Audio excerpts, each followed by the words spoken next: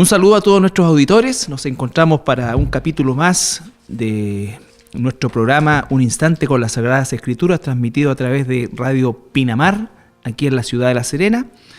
Y estoy junto a mi hermano Andrés Bodini. Muchas gracias, pastor. Un saludo también a todas las personas, en particular a todas las personas que sabemos que están pasando un momento difícil en Valparaíso. Así es, un momento difícil, una nueva tragedia que azota a nuestro país en tan corto tiempo.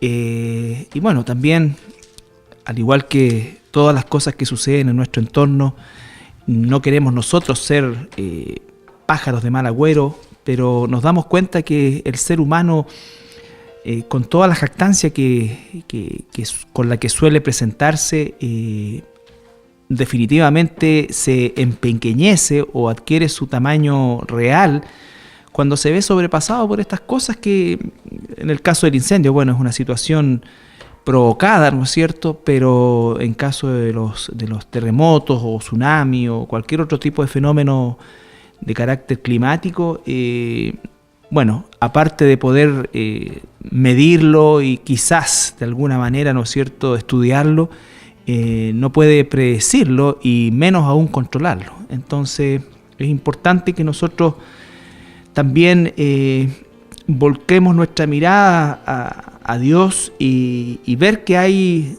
una necesidad nuestra como seres humanos de arrepentirnos y de depender de Él.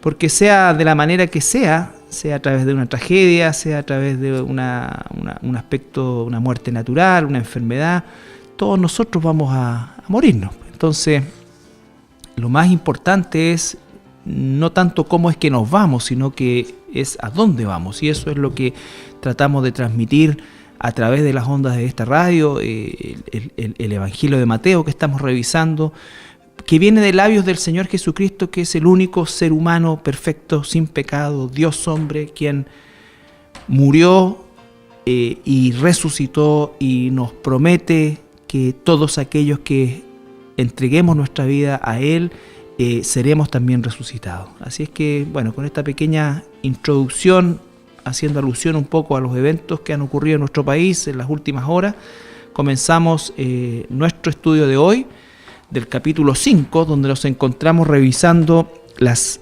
bienaventuranzas, esta parte, esta sección del Sermón del Monte que es llamada las bienaventuranzas, porque Jesús abre cada una de las expresiones con justamente la palabra bienaventurados, que dijimos que es alguien dichoso, alguien digno de imitar, ¿no es cierto? Alguien es un modelo a seguir, por así decirlo. Envidiable también. Sí.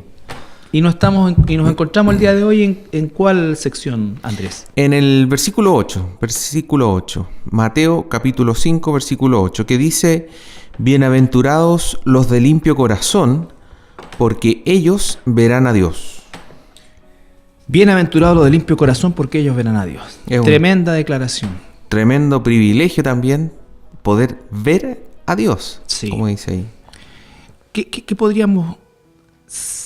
¿Cómo podríamos desglosar y explicarle a nuestra audiencia esta bienaventuranza? Bueno, en primer lugar, recordar que en el Antiguo Testamento hay varios personajes, digamos, que entre comillas se dice que se le permitió ver a Dios.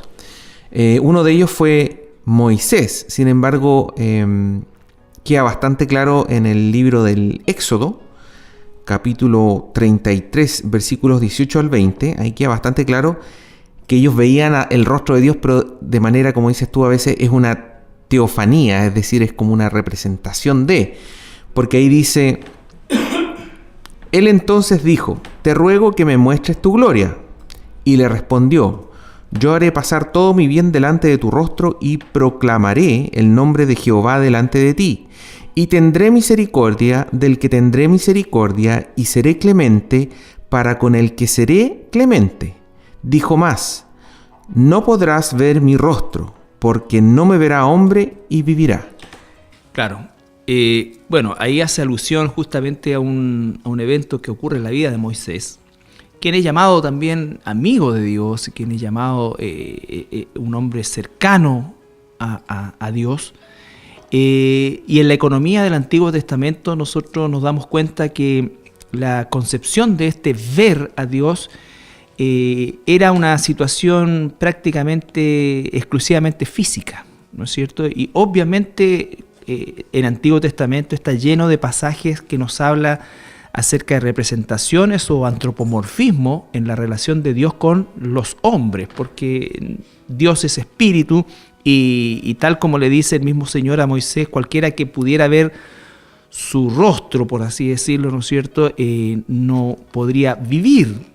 Es como lo que ocurre y ahí entonces entramos a definir un poco lo que es ver desde el punto de vista de lo que está diciendo Moisés y de lo que está diciendo Jesús, que obedece principalmente a una situación física también, ¿no es cierto?, pero más bien de carácter futuro, en un cuerpo glorificado.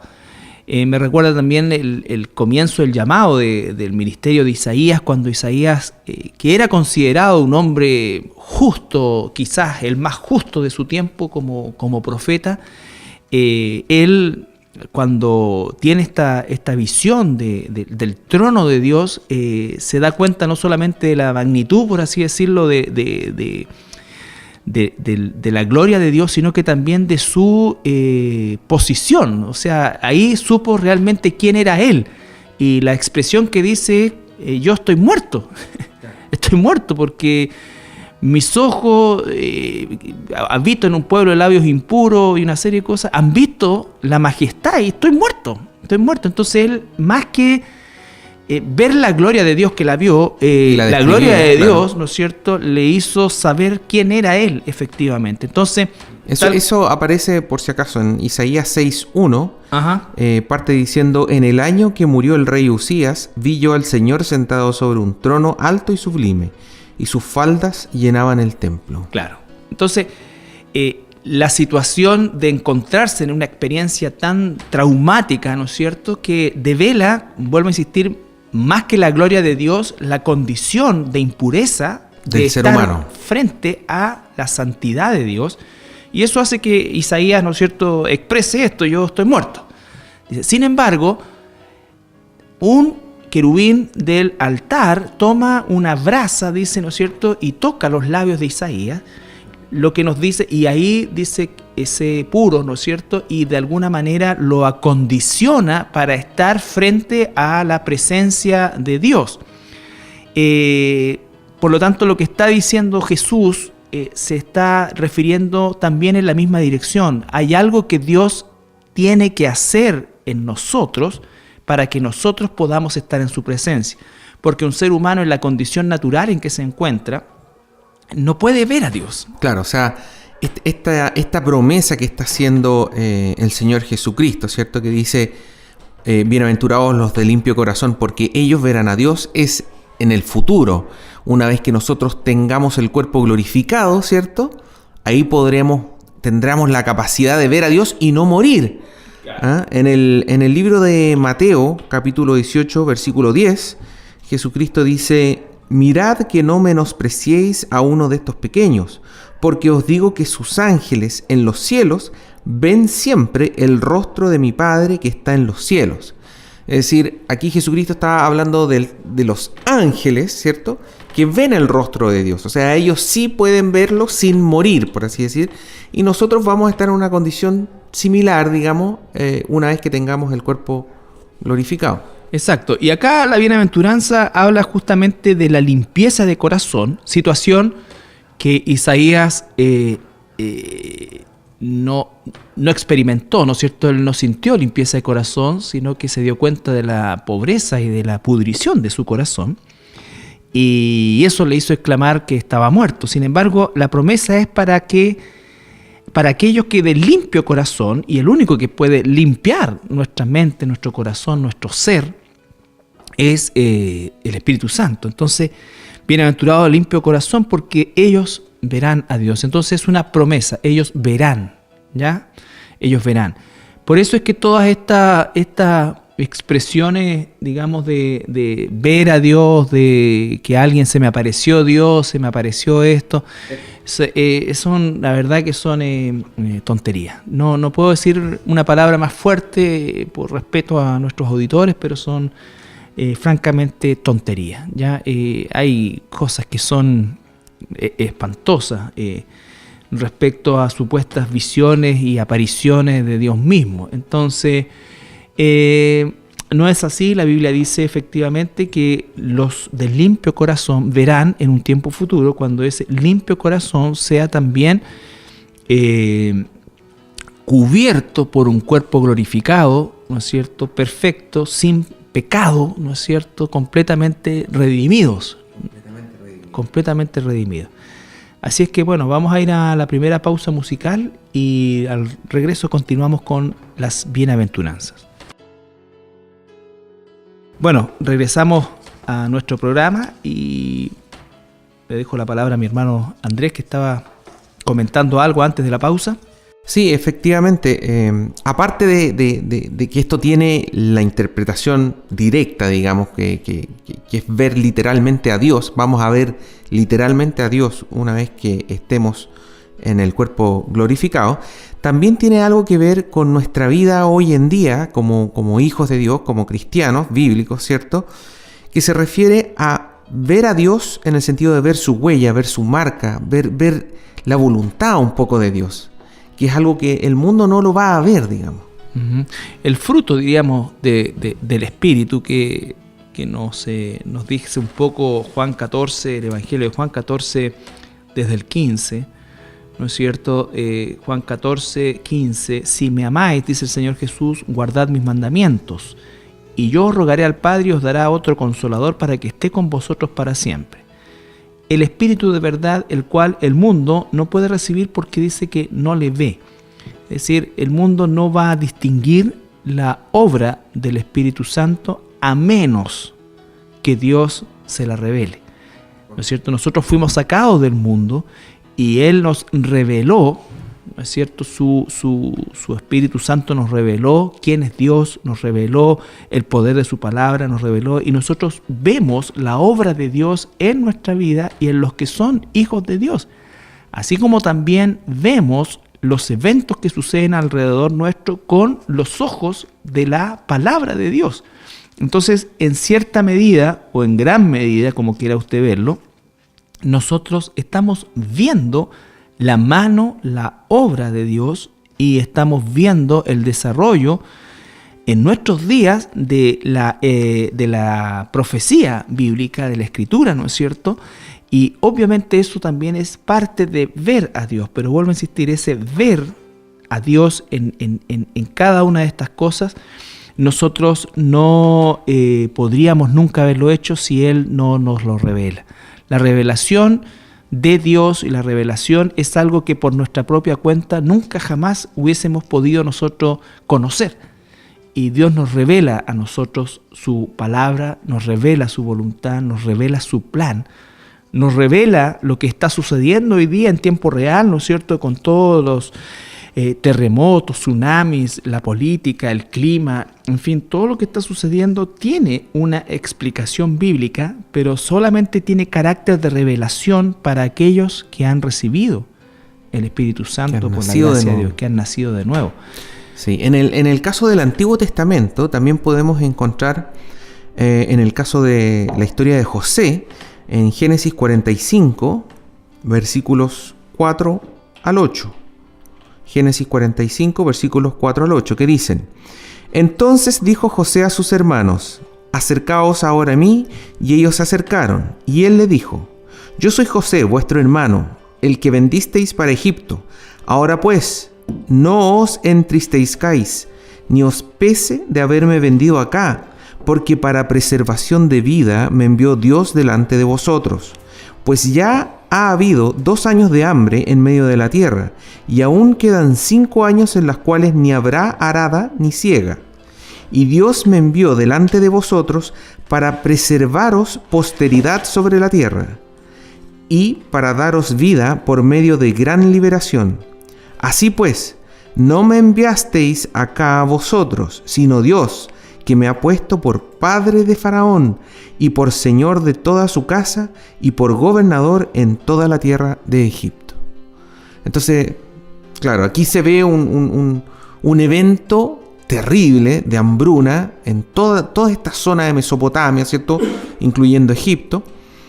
Pero aquí se le revela a José, digamos, el rostro de Dios, en el sentido de que él ve a Dios y la intención de Dios en todo detrás de los eventos, de todo lo que había pasado. Y a sus propios hermanos le dice: no entristezcáis, porque en el fondo no me enviaron ustedes, aquí me envió Dios. Dios me hizo pasar por las pruebas que me hizo pasar, trabajó en mi ser, trabajó en mi corazón, trabajó en mi mente, y Él es quien permite las cosas y Él es parte de su plan, digamos.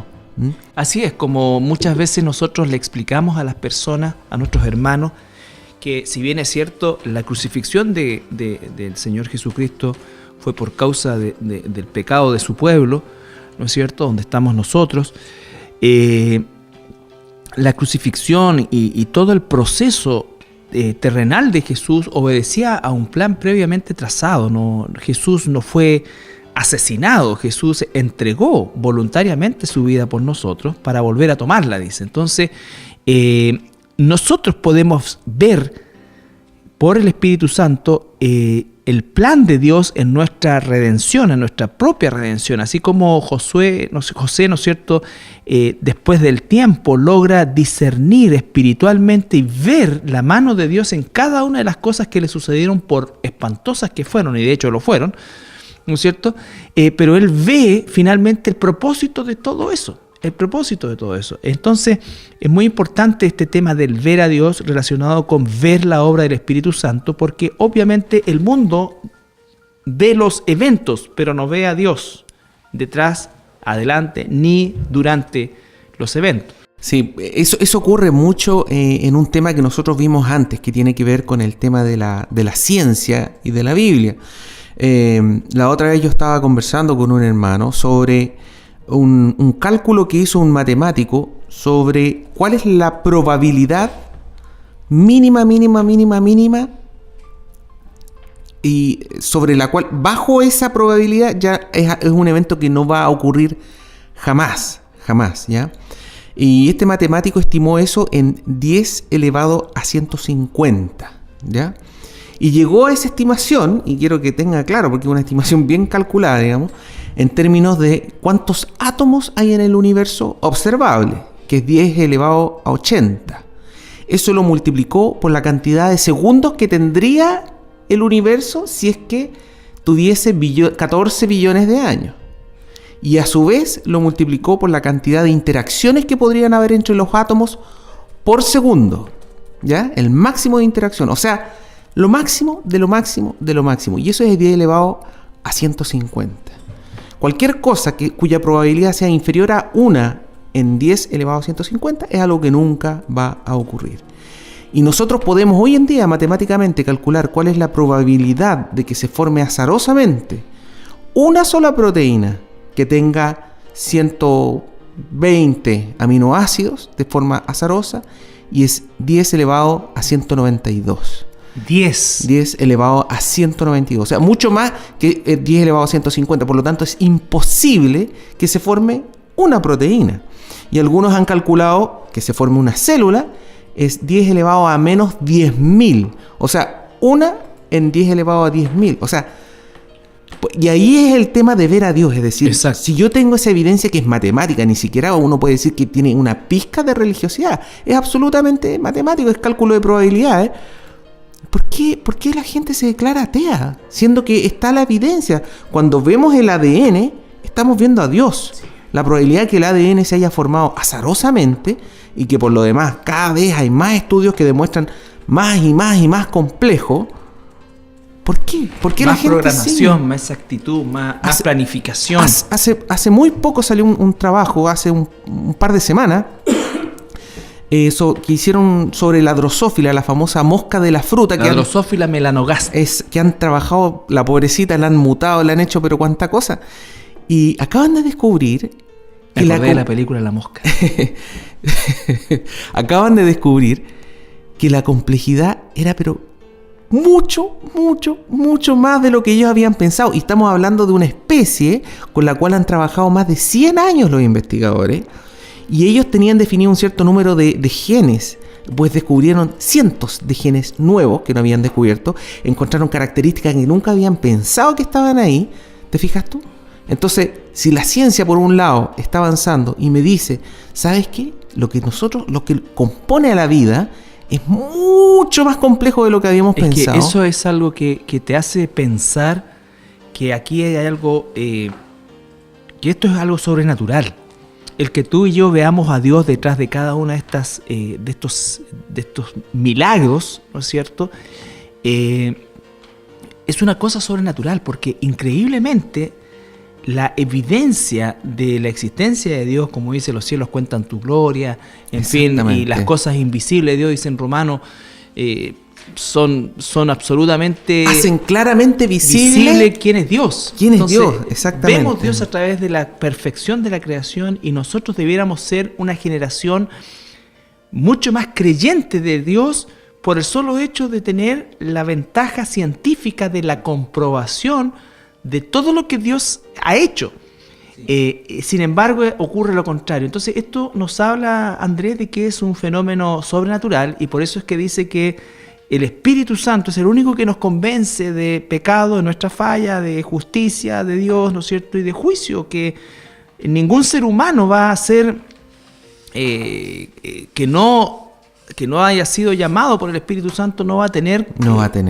No es un tema de información, de evidencia. Sí, en Romanos 1:20 dice, porque las cosas invisibles de Él, refiriéndose a Dios, ¿cierto?, su eterno poder y deidad se hacen claramente visibles desde la creación del mundo, siendo entendidas por medio de las cosas hechas, de modo que no tienen excusa. Es una explicación fantástica realmente, clara, precisa, concisa, maciza, de lo que es la evidencia que Dios nos deja con el simple hecho de observar, ¿no es cierto?, la naturaleza que llamamos, que la palabra naturaleza quizás no sea la correcta, tendríamos que hablar de la creación. La creación, el universo que le dice. Claro. Mira, interesante, porque la palabra universo quiere decir un verso y hace referencia al verso que aparece en el Génesis. principio. Dios creó los cielos y la tierra.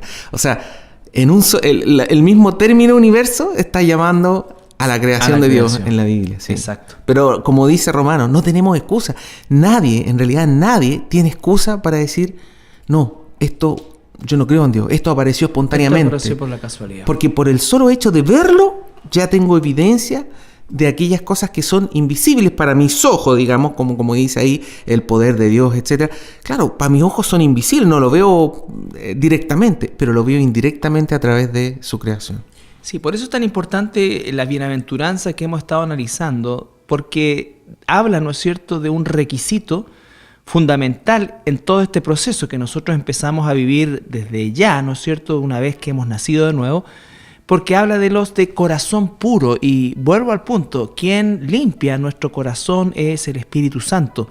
No está diciendo corazón científico, no está diciendo ojos intelectualmente elevados, no está hablando de algo que nos pertenezca a nosotros, sino que de algo que Dios hace soberanamente en nosotros, que nos permite, ¿no es cierto?, que todo esto que observamos le encontremos el verdadero sentido, la verdadera autoría, ¿no es cierto?, y también el propósito final de todo lo que Dios ha hecho. No hay manera, por eso el término ver es un término que en el humanismo se acuña únicamente a la acción física de ver, pero un no vidente puede ver a Dios, un no vidente puede conocer de Dios, ¿no es cierto? Porque efectivamente el conocimiento de Dios va muchísimo, muchísimo más allá de lo que es la visión física de Dios,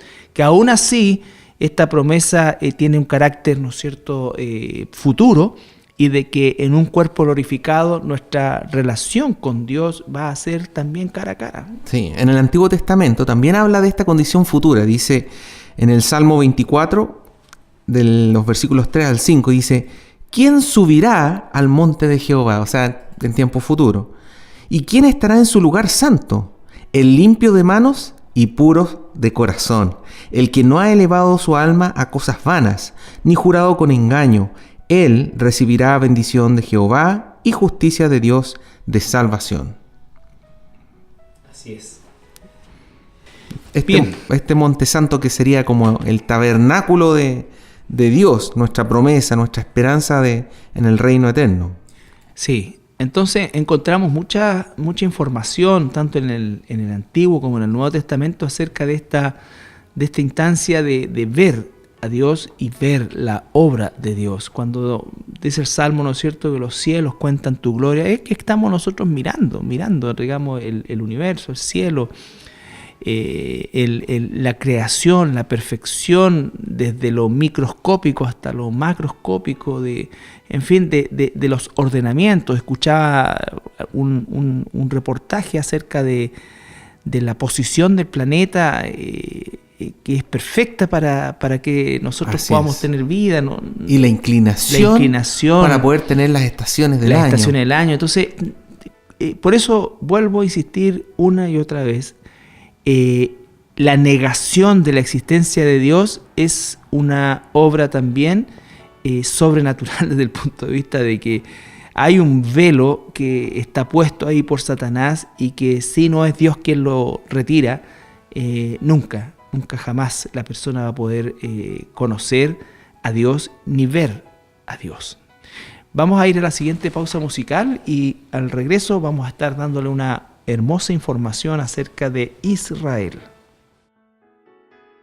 Bien, antes de continuar con el estudio del día de hoy, queremos hacer un anuncio, como en cada programa, e invitarlo a viajar a la Tierra Santa, a el país de Israel, donde usted va a poder interactuar con toda la arqueología bíblica y hacer vívido muchos de los pasajes que están registrados en la Escritura. Esta es una oferta que le hace Rey de Reyes Ministerios. Así es, la página es www.reydereyesministries.com www.reydereyesministries.com. Y el viaje de este año está programado para el día 21 de octubre, regresando el 1 de noviembre. Son 10 días en los cuales usted podrá conocer más de 50 lugares arqueológicos certificados, ¿no es cierto?, por el gobierno israelí, y además con un guía especializado, ¿no es cierto?, en lo que es la arqueología y la historia de Israel. Así que un lindo viaje que no se puede perder. Contáctese en esta página web que acaba de dar nuestro hermano Andrés, y al comunicarse ahí, ¿no es cierto?, va a recibir toda la información respecto al costo, a la forma de pago, en fin, todos los detalles del viaje. Así es que no se olviden, visite Tierra Santa, visite Israel. Bien, de regreso al programa propiamente tal, no sé si quisieras agregar algo a esta bienaventuranza, Andrés. Bueno, el tema de la pureza de corazón también nos está hablando de un corazón que está dedicado a Dios. Es decir, es un corazón que no está compartido, por así decir. Hay que acordarse del primer mandamiento, ¿cierto?, que aparece en Éxodo 20 y Deuteronomio 5, dice. Esa pregunta, perdona que te interrumpa, es bien importante. ¿Cómo es que yo puedo tener un corazón puro si mirándome, aún siendo cristiano, ¿no es cierto?, veo tanta impureza dentro de mí? ¿Qué es, a los ojos de Dios, un corazón puro? Bueno, yo tengo que trabajar en mi corazón diariamente, pero para empezar tengo que entregarme a Jesucristo. Solamente a través de Jesús realmente yo voy a tener un corazón realmente puro ante los ojos de Dios, ¿cierto? O sea, diríamos que el primer paso de esa pureza de corazón obedece a una acción de Dios en nosotros, no de nosotros hacia Dios. Y ahí quería un poco apuntar. Él mismo dice, ¿no es cierto?, en el Antiguo Testamento, que Él quitará de sus elegidos el corazón de piedra y pondrá un corazón, dice, de carne, ¿no es cierto? Sí. Hablando de un corazón moldeable, sensible, no rígido, sino que moldeable, manso. Entonces, el concepto de puro de corazón tiene que ver con en primer lugar con una obra sobrenatural que Dios hace en nosotros. Por lo tanto, ningún ser humano que no haya sido transformado, que no haya nacido de nuevo, que no haya recibido este nuevo corazón, puede tener un corazón puro. Porque entonces nosotros comenzamos a hacer un análisis desde el punto de vista humanista y claro, podemos definir personas de buen corazón, personas con un corazón más puro que otro, pero en rigor, bajo el espectro de la Biblia, todos nosotros somos caídos, una generación perversa, con un corazón no solamente impuro, sino que un corazón completamente corrompido. De piedra. De piedra. Duro. Entonces, eso es interesante también de ver, porque las personas, tendemos a hacer este tipo de comparaciones innegablemente por lo que ven nuestros ojos, pero lo que ven nuestros ojos es muy limitado y lo que ve Dios, que es en definitiva es el corazón y las intenciones y las motivaciones, realmente se encuentra con sendos basurales, ¿no es cierto? Y nadie puede tener un corazón puro a menos que el Espíritu Santo le dé la capacidad, ¿no es cierto?, de purificar ese corazón delante de Dios de forma sobrenatural. Quiero hacer ese énfasis porque nosotros estamos acostumbrados a que cualquier religión del corte que sea, en el caso nuestro el catolicismo romano principalmente, va a hacer un énfasis en que las obras van a alcanzar o van a lograr estos efectos, por así decir, ¿no es cierto?, un puro corazón, pero en la realidad bíblica no es así. Todos los seres humanos estamos corrompidos, todos los seres humanos tenemos nuestra mente y nuestro corazón total y absolutamente corrompido, y no hay nada en nosotros que pueda ni quiera purificar ese corazón. Es la mano de Dios, la obra de Dios, del Espíritu Santo, que nos da en primer lugar la capacidad y en segundo lugar Él hace, como decías tú, la mantención diaria, el progreso de esa pureza dentro de nuestra vida impura. La santificación que se llamamos como el proceso teológicamente hablando o doctrinalmente hablando, ¿no es cierto?, que es justamente el proceso en el que dice: sed santos porque yo soy santo. ¿Cómo puedo ser santo si soy tan impuro? Y ahí viene el ejemplo de Jesús, ¿no es cierto?, el hombre perfecto, totalmente controlado por el Espíritu Santo, y cuando uno quiere ver pureza, quiere ver llenura de espíritu, quiere el ejemplo, mira a Jesús. Correcto. Hay una historia bien interesante que habla de un hombre que va al médico, dice, va al médico, va al doctor Gracia. Y el doctor Gracia lo analiza, lo revisa y le cobró seguro. Y le dice: lo siento, le dice, pero te tengo una mala noticia. Dice: tienes un corazón malo y vas a morir. Y la persona se espanta, obviamente, como todos nos espantaríamos. Si lo que pasa es que tu corazón está mal, le dice. Entonces la única forma es hacerte un trasplante de corazón. Y la persona: ¿pero cómo? Y es muy terrible. No te preocupes. Ven acá, te doy hora. No hay problema y yo te voy a hacer esta operación. Y esta operación sobrenatural, obviamente, decía que el doctor le saca el corazón y sale un corazón negro, sucio, podrido, ¿te fijas tú? Y le coloca un corazón nuevo, hermoso, recién hecho, por así decirlo. Y lo coloca. ¿Y cuánto le debo, doctor? No, es gratis. Entonces, esa es nuestra situación como seres humanos. Tenemos un corazón malo y necesitamos esta operación, y es una operación gratuita, y esa es la gracia, es un regalo inmerecido que tenemos. Está cubierto por el auge espiritual. Exactamente. No es necesario pagarlo en cuota ni nada. No, ni tampoco se necesitan donantes, porque no se necesita un corazón de otro corrompido, es un corazón nuevo, hecho por Dios. Y no tiene precio, es algo que no tiene precio. Por eso el tema de las obras es que para el Señor no tiene ni un valor las obras. Exacto. Porque es como, también decían, es como si alguien te regala un cuadro de Van Gogh y tú le dices: no, yo igual te quiero dar unas luquitas. No, es un insulto.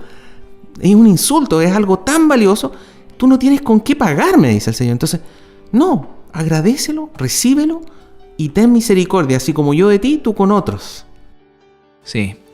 Es todo un tema esto, por eso es que nos detenemos en el concepto de la pureza, porque la religión nos ha enseñado culturalmente a hacer definiciones de pureza que distan mucho de la palabra de Dios, y por el contrario, nos anima la religión a ganarnos la pureza, por así decirlo, haciendo cosas. Ya vemos, ¿no es cierto?, una serie de religiones donde los rituales, en fin, los lavamientos y todas estas cosas que están hechas justamente en la búsqueda de la pureza. Claro, que la gente se golpea, que, claro, anda de rodillas. El flagelamiento y todo esto, que a la larga es trapo de inmundicia delante de Dios, porque si no es Dios el que hace ese trasplante, que bien decías tú en la analogía, todo lo que hacemos está mediado por un corazón impuro y corrompido. Así es que gracias al Señor que nos da esta revelación y nos permite descansar también en cuanto a la lucha, por así decir, por ganarnos este corazón, y por el contrario, dar gracias porque gratuitamente se nos ha concedido esto. Y como tal, el mismo que nos trasplantó, usando tu mismo ejemplo, es el que nos va a dar las herramientas para sostener y hacer crecer este corazón. Por eso es que el funcionamiento de este corazón nuevo y el concepto de pureza dista mucho de lo que es el funcionamiento y el corazón en mi vida sin Dios, en mi vida sin Cristo. Sí, nosotros debemos estar permanentemente examinándonos y revisando nuestro actuar. En 2 Corintios 13:15, Pablo les escribe, ¿cierto?, diciendo: examinaos a vosotros mismos si estáis en la fe, probaos a vosotros mismos, ¿o no conocéis a vosotros mismos que Jesucristo está en vosotros, a menos que estéis reprobados? Entonces se nos llama a examinarnos, a probarnos, a revisarnos, después de haber recibido a Jesucristo, esta santificación, ¿cierto?, este proceso, debemos estar permanentemente examinando. ¿Qué está en mi corazón?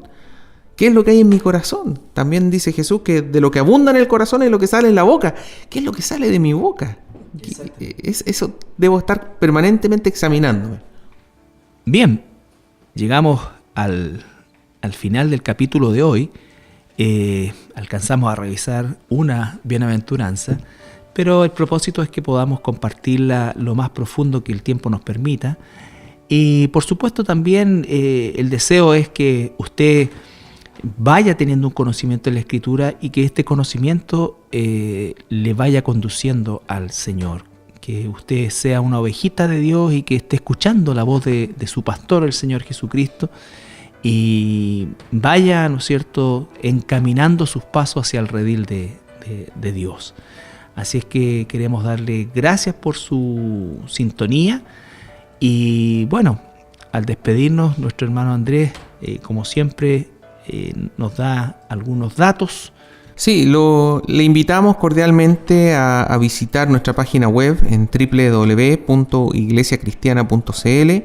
Esta iglesia queda ubicada en la ciudad de La Serena, en la calle Francisco Aristía, 2806, en el barrio de San Joaquín. Si nos quiere llamar telefónicamente, estamos en la ciudad de La Serena, como les decía, código 512 y el teléfono del 52 88 79. Así es. Bueno, que el Señor le bendiga y nos encontramos en el próximo programa. Bendiciones.